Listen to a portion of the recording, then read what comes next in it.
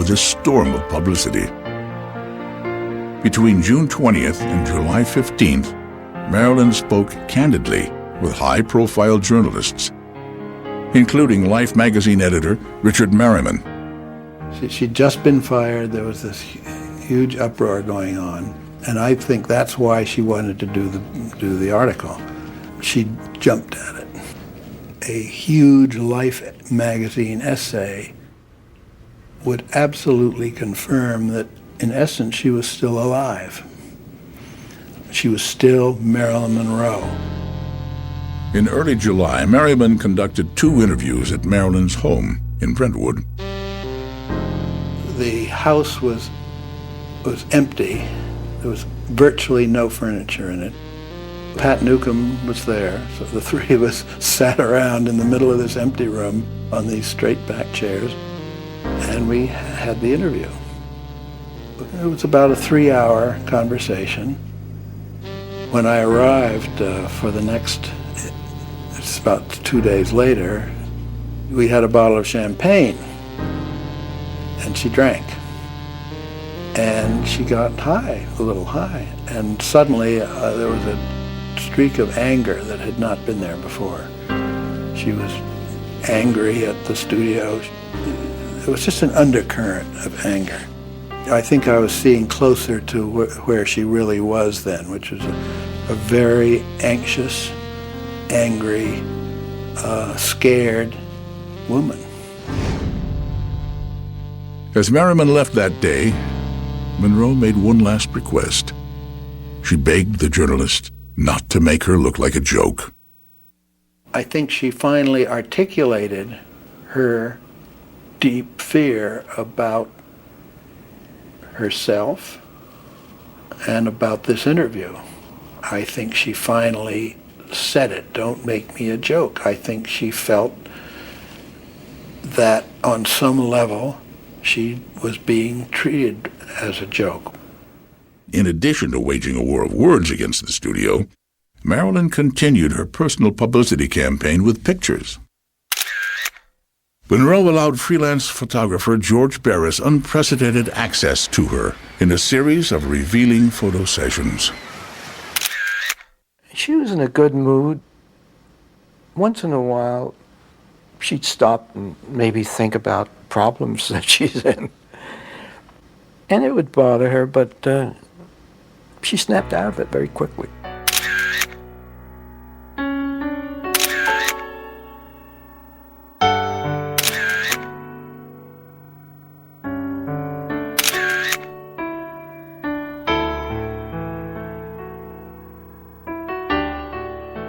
I think she was afraid her career could be over.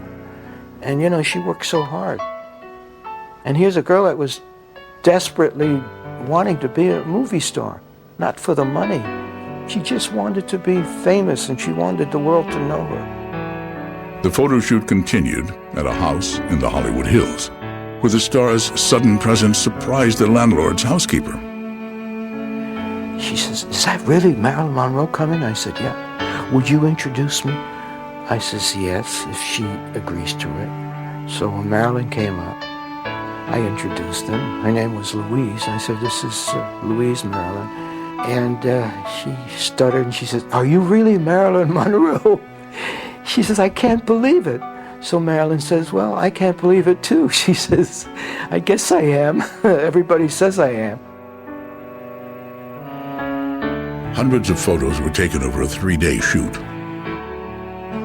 Some of the images revealed the sad, vulnerable, and aging woman behind the actress's platinum blonde hair and makeup,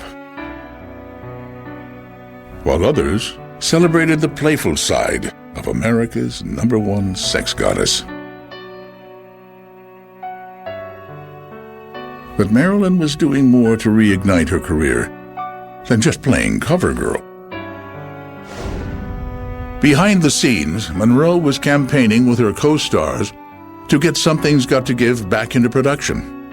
And a couple of weeks later, I had a telegram from Marilyn asking me if I would be willing to continue with the film, and if she could get the studio to start it up again.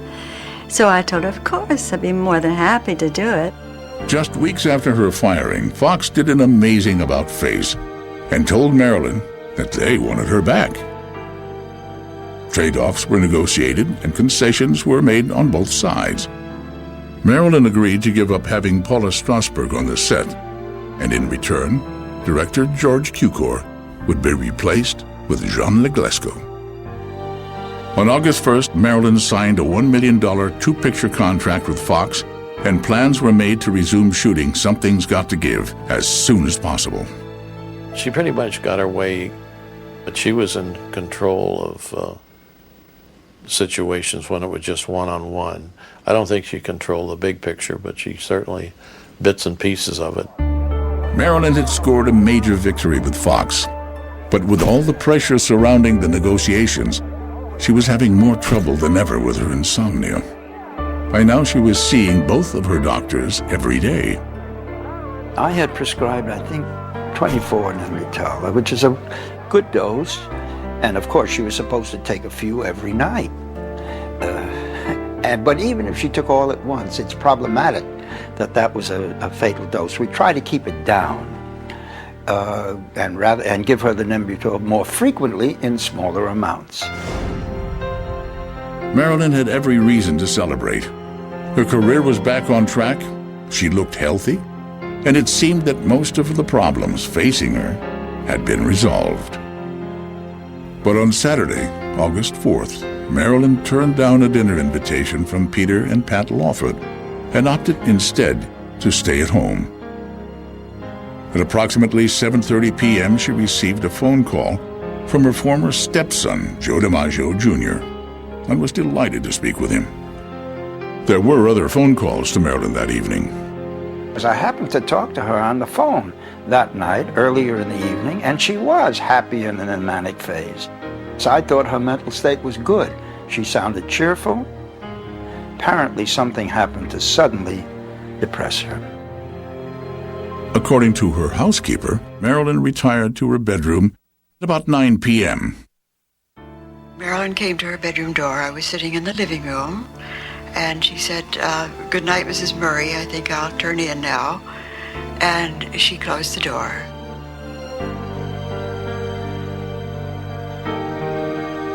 Later that evening, Marilyn placed a call to Peter Lawford. She bid a cryptic goodbye to his wife and President Kennedy. Although Lawford was concerned about Marilyn, he did not rush to her side.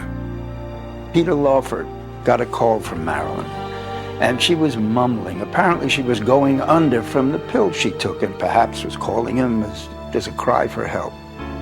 He didn't run over. He was the one who then called Mickey Rudin to tell Mickey Rudin that he'd had this call, and Marilyn sounded funny, and would Mickey check, and that's when Mickey called the housekeeper.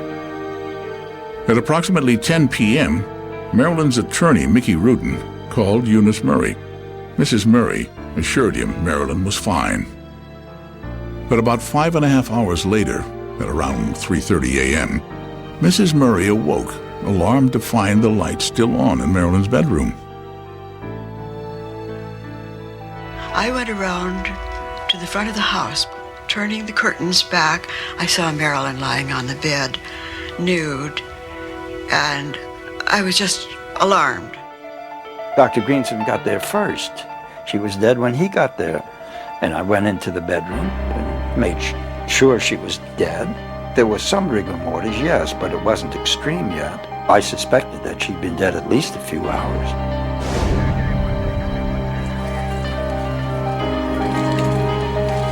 There are many theories about the events leading up to Marilyn Monroe's death. But on that hot summer night of August 5th, one thing was certain. Marilyn was gone. I believed she was in a manic phase and that something happened to suddenly depress her, and she grabbed pills there. That she had plenty of pills at the bedside. I think she was suddenly depressed, and in that sense, it was intentional. Then, I think she thought better of it when she felt herself going under because she called Peter Lawford. So while it was intentional at the time, I do believe that she changed her mind. As the autopsy report showed, traces of drugs were found in Marilyn's system that her doctors claimed they had not prescribed. At the side of her bed, there was a lot of Seconal, which I had never given her. Also, the autopsy showed that her liver had a lot of chloral hydrate. I never gave her chloral hydrate, and I don't think any doctor in the United States gave it to her. She must have bought it in Tijuana. But perhaps the only undisputed fact surrounding Marilyn Monroe's death was that it shocked the world. I was floored. I had no suspicion whatsoever that this woman was on the edge of anything like that. Think of Marilyn Monroe attempt suicide around the world, punishing those SOBs at Fox, punishing all the people who had been mean to her, who treated her like a joke. I had several phone calls from ordinary women. The general feeling was that if they had only known Marilyn was in trouble, they would have done everything they could to help her. And so I realized that Marilyn didn't just have appeal for men. Women were aware of the lost little girl inside of her, and they reacted to that.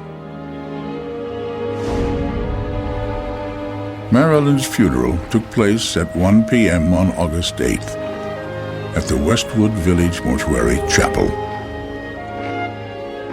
Former husband Joe DiMaggio arranged a very private ceremony to which none of Marilyn's Hollywood friends were invited. Lee Strasberg read the eulogy, and hundreds of Marilyn's devoted fans turned out to pay their last respects and to catch one final glimpse of the world's most famous, most glamorous, and most tragic superstar.